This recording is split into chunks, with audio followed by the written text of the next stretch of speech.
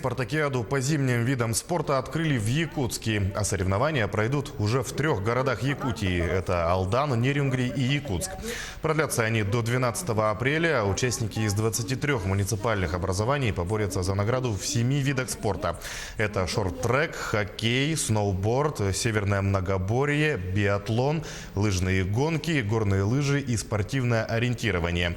Первые состязания в дисциплине шорт-трек пройдут уже завтра.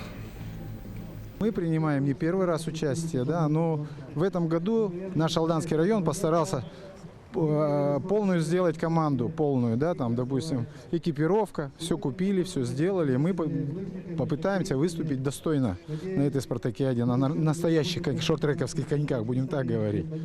Подготовили 6 человек у нас, 2 юноши, юниорка, девушка, женщина и 2 мужчины будут бегать, 2 юниора.